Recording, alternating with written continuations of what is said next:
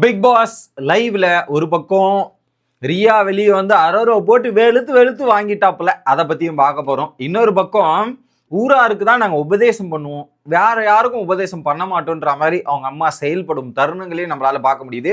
இது ரெண்டு தான் இந்த வீடியோல பார்க்க போறோம். சேனலுக்கு புதுசா இருந்தீங்கன்னா சப்ஸ்கிரைப் பண்ணிருங்க.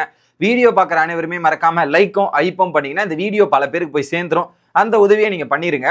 ஃபர்ஸ்ட் பார்வதி அம்மா மற்றவங்களுக்குலாம் அட்வைஸ் பண்றாங்க, இது இப்படி பண்ணுப்பா, அப்படி பண்ணுப்பா, இப்படி பண்ணுப்பான்ற மாதிரி பல விஷயங்களை சொல்லிட்டு இருக்காங்க. எப்படி பல விஷயங்களை சொல்றாங்க, ஆனா அவங்க பொண்ணுக்கு பண்ண தப்பை மட்டும் சொல்லவே மாட்டேங்கிறாங்க. மக்களே, அல்டிமேட்டே அதுதான். அவங்க பொண்ணுக்கு மட்டும் தப்பு சொல்லாம மற்றவங்களை ஏத்துறதும் இறக்குறதும்ன்ற மாதிரி. இதுல குறிப்பா ஒரு செக்மெண்ட் ஒன்று நடந்துச்சு.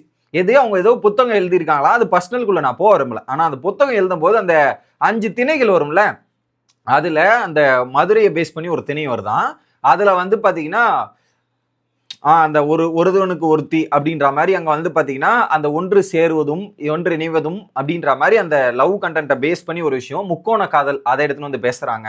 அதுல வந்து என்னதான் இருந்தாலும் கணவனை விட்டு கொடுத்தாலும் ஒண்ணு சேர்ந்துருவாங்க அப்படின்ற மாதிரி சொல்றதா இருக்கட்டும்ன்ற மாதிரி அது ஜாடமாடியா ஒரு நபரை தாக்கி பேசுவதாக தான் தெரிகிறது. இதுல கிளியர் கட்டா அவங்களோட விஷயம் என்னன்னா, அரோராவையும் கமருதீனையும் அட்டாக் பண்ணுன்ற மோட்ல அப்படியே வார்த்தை ஜாலம்னுவாங்களே, அந்த ஜாலத்தில் விளையாடும் விளையாட்டுகளை தான் நம்மளால் பார்க்க முடியுது.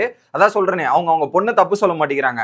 ஓகே, அதை தாண்டி மற்றவங்களை வந்து எப்படி இது பண்ணுவோம், நீங்க பொறுத்துக்குங்கப்பா, அவ அப்படிதான், நீங்க பொறுத்துங்க, எல்லாத்தையும் பண்ணுவாங்க, பாக்குறவங்க எல்லாத்தையும் பொறுத்துக்கிட்டு போகணும், அப்படிதான் அவங்க அட்வைஸ் இருக்கு. அவ அடாவடியான பொண்ணு, இது விடான பொண்ணு, நீங்க தான் பொறுத்துக்கணும். அதுக்குன்னு அடாவடியான பொண்ணு விக்ரம் சொல்ற மாதிரி தான் எல்லாரும் ஏதி மெரின்னு வெறிப்பாங்க, நான் கம்முன்னு வாயை மட்டும் பொறுத்துக்கிட்டு இருக்கணுமா அப்படின்ற கேள்விதான்.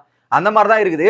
அதுக்கப்புறம் கமருதீன் வந்து அவங்க கிட்ட பயோடேட்டா இதுதான், நான் இந்த வேலை பார்க்குறேன், இது பண்றேன், இப்படி பண்றேன், அப்படி பண்றேன், இப்படி பண்றேன்ற மாதிரி ஒரு எக்ஸ்பிளனேஷன், ஐடில இருந்து எல்லா எக்ஸ்பிளனேஷனும் கொடுத்துட்டு இருக்காரு. அவங்களும் ஒரு பக்கம் காதை கொடுத்து கேட்டுட்டு இருக்க சமயத்தில் இது ஒரு பக்கம் டிஸ்கஷன் போயிட்டு இருக்க டைம்ல தான் அங்க பாட்டு போடுறாங்க, ஃப்ரெண்ட்ஷிப் தான் சொத்து நமக்கு அப்படின்ற ஒரு பாட்டு போட்டின உடனே ரியா வீட்டுக்குள் நுழைந்த ரியா அப்புறம் பாத்தீங்கன்னா அவங்க ஃப்ரெண்டு ஒரு மொட்டத்தலை, அவங்க 2 பேர் வந்தாங்க. வந்த உடனே அங்க ஒரு கப்பு வந்து என்னன்னா எக்ஸோ கேம் விளையாடுவோம்ல, அந்த மாதிரி தான் அங்க கப்பு வந்து எக்ஸ் பாயிண்ட்ல எடுத்துன்னு வந்து ஒரு மார்க் பண்ண கப்பை எடுத்துட்டு வர வைக்கணும், அந்த ஒரு சேலஞ்சு. ஸோ அதை ஃபாஸ்ட்டாவே அரோரா கம்ப்ளீட் பண்ணி முடிச்சிட்டாங்க. எப்படி ஃபாஸ்ட்டாக கம்ப்ளீட் பண்ணி முடிச்சிட்டாங்க. அதுக்கு முன்னாடி உள்ள வந்தவொடனே ஃபர்ஸ்ட் வந்து ரியா, நான் உங்களோட தீவிரமான ஃபேன், நான் போன சீசன்ல தான் பார்த்துட்டு இருக்கேன், பயங்கரமா கேம் விளையாடுறீங்க, சூப்பரா விளையாடுறீங்கன்ற மாதிரி பார்வதியோட அம்மா முதல்லயே பாராட்ட போட்டு தள்ளிட்டாங்க. சரி, ஓகே, இதுக்கப்புறம் அவங்க என்ன பிளான் பண்ணியிருப்பாங்க, இங்க பாராட்டிடுவோம், நம்ம பொண்ணு வந்து அவங்க அட்டாக் பண்ண மாட்டாங்க நினைச்சா, அப்படிலாம் இல்லை. வந்த உடனே எல்லாரும் பார்வதிக்கு நன்றி சொல்லுங்கன்ற மாதிரி எல்லாரும் வந்து பார்வதி அடிச்சு எக்ஸ்ப்ளோர் பண்றேன், இது பண்றேன்ற மாதிரி மத்தவங்க எல்லாரையும் மேல ஏத்தி விட்டது பார்வதி தான் அப்படின்னு அதை நான் ஒத்துக்கிறேன். அதுல மாற்றுக்கிறதுல எல்லாரையும் எக்ஸ்ப்ளோர் பண்ண வச்சது மேல ஏத்த விட்டது ஒரு பார்வதி தான். கம்முன்னு சைலண்டா இருக்கவன அடிச்சு மேல ஏத்துறது அந்த திறமை தான், அந்த விதத்துல நான் ஒத்துக்கிறேன் அப்படின்றதையும் ஓப்பனா சொல்லிட்டாங்க. ஓகே, அடுத்ததாக நான் அடிக்கடி கொஞ்சம் வன்மத்தை, நானும் பார்வதி மாதிரி தான் கொஞ்சம் வன்மத்தை கொட்டிட்டு போவேன், உள்ள மறைச்சுலாம் வச்சிருக்க மாட்டேன் அப்படின்றதையும் ஓப்பனா போட்டு உடைச்சிட்டாங்க. அந்த இடத்துலயே கொஞ்சம் வன்மம் வரதானே செய்யும் அப்படின்ற மாதிரி போட்டு உடைச்சிட்டாங்க. டாஸ்க்கை கம்ப்ளீட் பண்ணிட்டு வராங்க அரோரா. வெளியே வந்தோடனே, நான் மச்சான் எப்படி இருக்கா அப்படின்ற மாதிரி சொல்லி, உனக்கு யாரும் இவ்வளவு தீனி போறது, எல்லாரும் வந்து ஒல்லி ஆயிட்டு இருக்காங்க, நீ மட்டும் குண்டாயிட்டே போற, 24/7 பாக்குறேன், நீ என்ன பண்ற ஏது பண்றன்ற மாதிரி அங்க ஒரு விஷயம் நடக்குது அவங்க வரும்போது. ஓகே, அப்புறம் தனியா கூப்பிட்டு போயிட்டு எப்படி அந்த வீடுலாம் சுத்தி பார்த்துட்டு துஷாரோட எமோஷன்ஸ் எல்லாம் இருக்குல்லையா, அதை வச்சு கலாயா இருக்கட்டும், பெட்டை கலாயா இருக்கட்டும்ன்ற மாதிரி வச்சு கலாயின்னு கலாய்ச்சிட்டாங்க. அடுத்ததாக பிக் பாஸ் வந்து லிவிங் ஏரியாவில் உட்காந்துட்டு ஃபுட்டேஜ் போறாங்க. நம்ம சொன்னோம்ல காலையிலேயே நாயை பேஸ் பண்ணி வீடியோ வருது, எப்படி நாயை பேஸ் பண்ணி வீடியோ வருது, ஃபுட்டேஜ் வருதுன்னு நம்ம சொன்னோம் இல்லையா. ஸோ அதுல அரோராவோட நாயை பேஸ் பண்ணி ஒரு ஃபுட்டேஜ் போட்டாங்க. பிக் பாஸுக்குலாம் ஒரு பக்கம் பயங்கரமான நன்றிகள் சொல்லி அரோரா அதை சந்தோஷத்தை வெளிப்படுத்தினாங்க. ஓகே, அடுத்து வெளியே வந்து கூப்பிட்டு உட்கார வச்சு சொல்லிட்டு, எதுக்கு நீ அழுதுகிட்டே இருக்க மச்சான், அழுதுகிட்டே இருக்க, வேற மாதிரி நீ அழுதுட்டு இருக்க, உனக்கு அழுகெல்லாம் வருது, நீ ஒரு ஹியூமன் மச்சான், ஹியூமன். அது என்ன துஷார், எதுக்கு துஷார், என்ன அவன் ஃப்ரெண்டா, என்ன கதை, துஷார் எதுக்கு, ஸோ எடு செருப்ப அப்படின்ற மாதிரி அங்க ரியா போட்டாங்க. அந்த ஃப்ரெண்டுனா உனக்கு ஃப்ரெண்டோ ஜென்யூனான எமோஷன்ஸ் இருக்குன்னா அதை வெளியே வந்து வச்சுக்கோ, இதோட இந்த வீட்டில் அந்த எமோஷன்ஸ் வரக்கூடாது. அவன் எலிமினேட் ஆனதுக்கு காரணம் நீ கிடையாது. எப்படி 20 வயசு ஆகுது, அவன் எலிமினேஷன் நீ காரணம் கிடையாது, அது அவனோட point of view, it is not your fault. அதை நீ சொல்லி எமோஷனல் ஆகுறதோ ஃபீல் பண்ண வேண்டிய அவசியம் கிடையாது, அது தேவையற்றதுன்றதை ஓப்பனா உடைச்சிட்டாங்க. ஸோ அவன் போனதுக்கு அவன் தான் காரணம், நீ இரு அப்படின்ற மாதிரி சொல்லியாச்சு. அடுத்து பாரு மேல நீ ஏன் வெஞ்சன்ஸா இருக்க, நீ டெஸ்பரேட்டா இருக்க பார்வதியை வெளியே அனுப்புறதுக்குன்ற மாதிரி சொல்றாங்க. ஏய் நான்லாம் டெஸ்பரேட்டா இல்லடி, நான் அப்பெல்லாம் பண்ணலன்ற மாதிரி சொல்றேன். எனக்கு அப்படிதான் தோணுதுன்ற மாதிரி. இங்க பாரு, பார்வதி என்ன நாமினேட் பண்ணுவான் எல்லா வாரம். நான் அவளை நாமினேட் பண்ணல. 3 வாரத்துல ஒரு வாட்டி தான் நான் இந்த வாரம் நாமினேட் பண்ண. அதுக்கு முந்தின வாரம் 2 வாரமா நாமினேட் பண்ணல. அவ என்ன பர்சனலா அட்டாக் பண்ணா மட்டுமே நாமினேட் பண்ணுவேன், இல்லைன்னா நாமினேட் பண்ண மாட்டேன். அவ டாஸ்க்ல நல்லா விளையாடினா, நத்தக்கண்ணி இந்த மாதிரிலாம் நல்லா பர்ஃபார்மன்ஸ் பண்ணா நான் அந்த கிரெடிட்டை கொடுத்துருக்கேன், அதுக்கான பாராட்டு கொடுத்துருக்கேன், அதை தான் நான் பண்ணியிருக்கேன், உனக்கு தெளிவா கிளாரிஃபை பண்றேன்ற மாதிரி கிளாரிஃபிகேஷன் கொடுத்துட்டாங்க. ஸோ நான் எதுவுமே பண்ணாம ஏதாவது ஒரு ரீசனை தேடி அவன் நாமினேட் பண்ணிருக்கா அப்படின்றதான். நான் அது நல்லா பண்ணா அதை வச்சு நாமினேட் பண்ணதே கிடையாதுன்ற மாதிரி ஒத்துக்கிறாங்க. ஓகே, நீயும் அவளை வெளியேற்றணும் தான் நினைக்கிறேன்ற மாதிரி. இல்ல நான் ரியாக்ட் பண்றதுக்கான காரணம் என்ன பர்சனலா டவுன் பண்ணி, எமோஷனலா டவுன் பண்ணி எனக்கு எவ்வளவு ஹர்ட் ஆகும் அந்த மாதிரி பண்ணதுக்கு தான் நான் நாமினேட் பண்ணியிருக்கேன்ற மாதிரி ஓப்பனா அங்க உடைச்சிட்டாங்க.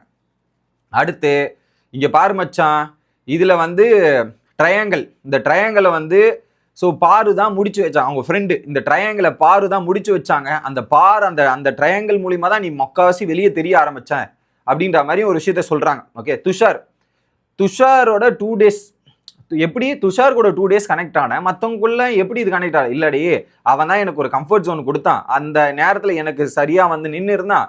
ஓகேவா, அதை தாண்டி அது ஒரு பழக்கம் வந்துச்சு, ஏற்பட்டுச்சு. ஓகேவா, அதுக்கப்புறம் நீ வந்து கொஞ்சம் கம்பேக் பண்ணிட்ட, இதெல்லாம் பண்ணிட்ட, இவங்களே எக்ஸ்பிளனேஷன் கொடுக்குறாங்க. அது தாண்டி எனக்கு வந்து ஒரு மாதிரி இருந்துச்சு. துஷார் போனதுக்கு அப்புறம் எனக்கு யாருமே இல்லை, ஸோ அது யாருமே இல்லாம போனதான் எனக்கு ஒரு பிரச்சனையா இருந்துச்சு அப்படின்றதும் இருந்தது. அதுக்கப்புறம் எல்லாரு கூடயும் மிங்கிள் ஆகிறதுக்கான முயற்சி நான் பண்ணிட்டேன் அப்படின்றதையும் சொல்றாங்க. நீ போட்ட வீடியோ தான் மச்சான் எனக்கு ரொம்ப ஹெல்ப் பண்ணிச்சுன்ற மாதிரி சொன்னாங்க. ஓகே, ஸோ உனக்கு மெக்கம் மானம் சூடு சொரணை இருக்கா? உன்னை பத்தி ஒருத்தன் இப்படி பேசுறானா அப்படியே உட்காந்துட்டு இருப்பியா? அது ரொம்ப தப்பு. நீ எப்படிலாம் பேசுவ? அதை பேசணும் போது இல்லடி க்ளோஸ் ஃப்ரெண்ட் ஆகிட்டான், பிலீவ் பண்ணிட்டேன்ற மாதிரி இருந்தேன் நான் கமருதீனை. ஒரு பாயிண்ட்ல துஷார் மாற்றே பேசினதுக்கு அப்புறம் தான் நான் விலகிட்டேன் அப்படின்றத சொல்றாங்க. இங்க பாரு, ஸோ கமருதீன் கிட்ட நீ வந்து வெக்கமே இல்லாமல் திரும்ப மறுநாள் போய் பேசுற, அது ரொம்ப தப்பா இருக்கு. ஓகே, இல்லை அவன் கூட செம வைப் ஸ்டெட் ஆயிடுச்சு, ஸ்ட்ராங்கான ஃப்ரெண்ட்ஷிப்னு நினைச்சிட்டு இருந்தேன், அதனால சான்ஸ் கொடுக்க பார்க்கலான்ற மாதிரி முடிவு பண்ணி சான்ஸ் கொடுத்தேன், இதுல என்ன இருக்குன்ட்டு. இல்ல உங்க 2 பேருக்குள்ள அவன் கேம் சேஃபா விளையாடிட்டு இருக்கான். எப்படி உனக்கும் பார்வதிக்கும் நடுவுல கேம் விளையாடிட்டு அவனுக்கு வந்து இது பண்ணிருக்கான். நீ ஒரு பவுண்டரி செட் பண்ணு, அந்த பவுண்டரிஸை செட் பண்ணி இரு அப்படின்ற மாதிரி ஓப்பனா சொல்லிட்டாங்க. அதை தாண்டி பேரண்ட்ஸ் இல்லைன்ற மாதிரி நீ கேமரா முன்னாடி போய் ஆடு, அதை நீ தான் அந்த ஆப்ஷனை செலக்ட் பண்ண. எப்படி நீ தான் அந்த ஆப்ஷனை செலக்ட் பண்ண, அதெல்லாம் நீ புரிஞ்சுக்கிட்டு தான் இருக்கணும். அதை போய் சொல்றது நல்லா இல்லை எனக்கு, அது வந்து எனக்கு கொஞ்சம் சரியே இல்லாத மாதிரி எனக்கு தோணுதுன்ற மாதிரி ஓப்பனா சொல்லிட்டாங்க. ஓகே, உன்னை கன்ஃபெஷன் ரூம்ல அழ வச்சுட்டு இதெல்லாம் அந்த பேரண்ட்ஸை பத்தி பேசாதன்னு சொல்லிட்டாங்க. ஏன்னா நீ தான் அதை தேர்ந்தெடுத்த, அப்ப நீ அந்த ரிக்ரெட் பண்றது எல்லாமே வந்து நீ வாலண்டரியா பண்ற மாதிரி தோணுதுன்றதை ஓப்பனா உடைக்கிறாங்க. நான் உடனே என்ன சொல்றாங்க, எனக்கு இல்லை, எனக்கு இந்த வீட்டில் எல்லாரோட ஃபேமிலி பார்க்கும்போது எனக்கும் ஃபீல் ஆச்சு, அந்த ஃபீலை தான் நான் வெளிப்படுத்தினேன்ற மாதிரி சொல்லிட்டாங்க. அடுத்து நீ கன்ஃபெஷன் ரூம்ல போய் அழும்போது, எப்படி நீ கன்ஃபெஷன் ரூம்ல போய் அழும்போது உனக்காக யாராவது வந்து நின்னாங்களா? நிக்கல. அந்த மாதிரிதான் கேமு. இதை வந்து நீ ஹியூமன் எமோஷன்ஸை வேல்யூ பண்றது, இதெல்லாம் பண்றது வெளியே வச்சுக்கோ, எப்படி வெளியே வச்சுக்கோ, இந்த வீட்டுக்குள்ள வச்சுக்காத அப்படின்றதையும் சொல்லிட்டாங்க.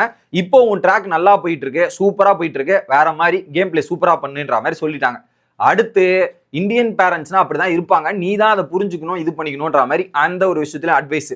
இதுல வந்து பாத்தீங்கன்னா டேமேஜ் பண்ணிட்டாங்க, ஹெவி டேமேஜ். அடுத்து அரோரா மற்றும் திவ்யாவோட காம்போ நல்லா இருக்கு, சூப்பரமா இருக்கு அப்படின்றத நான் பாத்துக்கிறேன்ற மாதிரி அங்க ஒரு கிளாரிபிகேஷனும் கொடுத்து முடிச்சாச்சு. இது தற்போதைய லைவ்ல நடந்துட்டு அடுத்து ஒவ்வொருத்தருக்கான ஹவுஸ்மேட் இன்புட் கொடுத்துட்டு இருக்காங்க. அது என்னன்றதை அடுத்த வீடியோல வந்து சந்திக்கிறேன். Bye guys.